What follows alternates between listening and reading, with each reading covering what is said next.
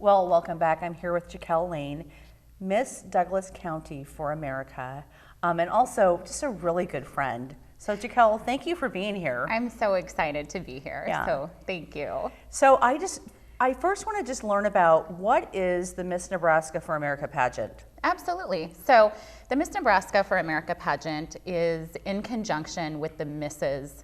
America pageant that happens on April 4th of 2020. So, and it's going to be really fun. So I'd love it if you came out and supported us. And it's on my calendar. It's on your calendar. It's on my calendar. It's going to be some phenomenal ladies that have some really impactful platforms. Yeah, because this is new, right? This is new. Yes. Okay. Yes. The Mrs. Nebraska for America has been around for a very long time, but my pageant is newer, and so it's for anyone that is single or widowed or divorced that likes to speak out and is involved in the community, and it's a really great opportunity. So I love that because there's so many women that are doing amazing things, and this is a way to recognize them, and also there's a reason that inspired you to do this. So let's talk about that a little bit. What inspired you to get involved with this? Absolutely. So my platform is promoting the issue of at-risk youth and suicide prevention amongst teens. This is my 11th year teaching in the public school system. And I've seen so many amazing young people, and I've learned so much from them and from their struggles and their stories that it really impacted me and propelled me to speak out on all of the issues that are really surrounding what they go through and what our young people go through on a daily basis, and how we as teachers, community members, administrators, and stakeholders can help them. Yeah, because you're really there. I mean, you're at ground zero with these kids. I mean, you show up because you're just about, I mean, the school's starting again, and you're at ground zero and seeing these kids on a level, in a way that a lot of times people can't see them because you're in their daily lives. We are in their daily lives, and I think what we fail to recognize sometimes is that a lot of our students, and for a lot of our students and a lot of our students' parents, the school in general has not been a positive experience for them and going to school, because it meant them being bullied or someone being unkind to them. And I think that we really need to work together. It really does take a village to raise a child, and make our schools a welcoming, safe place. And it really does, it's really going to take all of us stepping up. Yeah. So as I'm looking at the kind of the talking points here, talk about the rate of teenage suicide. I mean, it's scary. It's an absolutely staggering statistic. So suicide rates have never been higher. They're the highest that they have ever been in the past 2 decades. And you know, you step back and you think about this and you say, what is causing this, or has this issue been as bad in the past? If I were to shed a little bit of light on that situation, I think that it's much easier with all the wonderful things that technology brings to our young people, be it social media and giving them a platform, giving us all a platform to really have our voices be heard. It also has some very negative consequences for our young people. And it's this veil that we can kind of hide behind, and that children can hide behind, to be very cruel to one another. And one thing that we're working on, and that a lot of the phenomenal, amazing teachers and educators that I work with are working on, is creating a way for them to use it in a positive way, teaching kids how do we use technology in a positive way, not one to bully one another, but to stand up for one another. Yeah, because you look at the side that, you know, the child that's being bullied, but the child that's actually being the bullier, there's issues on that end as well. There are absolutely issues on that spectrum. And so it's never, I think, oftentimes the old way of doing things, where we labeled students as quote unquote the bully or the bad kid, you know, it's all about positive behavioral supports. And for, you know, and even teachers and the amazing things that we're doing in our school systems, where for every negative there has to be several positives to support that, because the old way of doing things just simply isn't working for us. Right. And So I guess I'm going to ask you too is, again, looking off the wonderful, talking points. Yeah.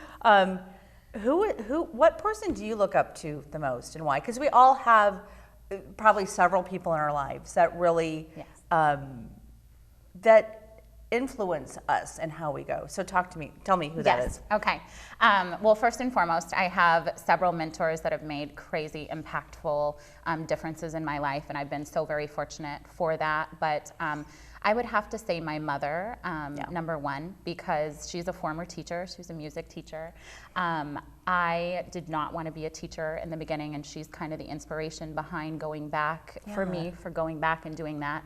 And just her passion for at-risk adolescents. She has a mental health agency where she helps at-risk youth, and she helps parents learn how to parent and be good parents in Western Nebraska. And just a really strong woman, and has helped a lot of kids. Yeah. Yeah, your mother's just awesome. Well, and she loves you, and we love you, and I love you. So But anybody else? I mean, is there anybody else? Just maybe there's somebody that's not maybe you personally know, or is there somebody that you kind of see out in the world doing something phenomenal things? Absolutely. I mean, honestly, if I were to say my heroes, it would be every single teacher that walks into a classroom every single day and is with those kids and helps those kids. I think that oftentimes we see in the media, it's easy to see the downfalls or the things that we're maybe not doing the best work at. But the teachers that I see day in and day out that are giving their time, energy, and talents to these children that are saving lives, those are my mentors. Yeah. And it's so important. So let's kind of a final note. What do you hope to accomplish if you are named Miss Nebraska for America? Yes, absolutely. So it would be my goal, honestly, to go around to schools and talk to stakeholders, community members about ways that we can help at-risk youth, whether it's through getting the important training in trauma-informed care or getting mental health assistance into our schools, and I'm not saying that there is a right answer or a cure-all for everything. I am saying that we need positive reinforcements within our schools, whether that's through mentorship or volunteering. We need those because they will save our children's lives, and they are our future. I mean, that is the future of our community. Yeah, they are the future, and also, as this platform that you have and saving lives, and also giving kids the tools to be successful, thriving community citizens. Contributing members to our community. Yeah, for sure. Absolutely. I think that the statistic of what a child that is incarcerated will cost us is upwards of $292,000. Yeah.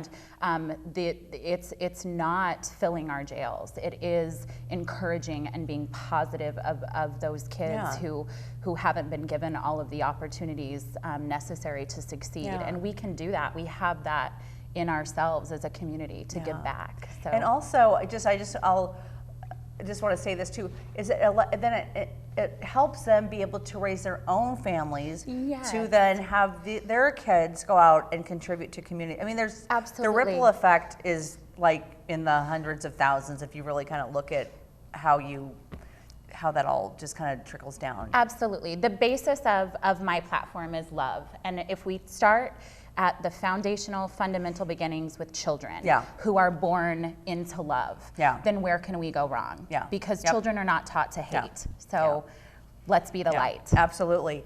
Is there a website that people can go learn more about you or learn more about the whole platform, the pageant? Absolutely. So Miss Nebraska for America has a website. You can absolutely type that in to Google, to the search engine. And then I'm on Facebook and Instagram for Miss Douglas County for America. And I'm really looking forward to some positive changes and doing some great things in 2020. So. All right. Jaquel, first of all, thank you so much. You're an amazing woman. I'm blessed to know you. I'm blessed to know you. But you're doing really great things in the community and in the world. So so are you. So thank you. Yes. And we will be right back.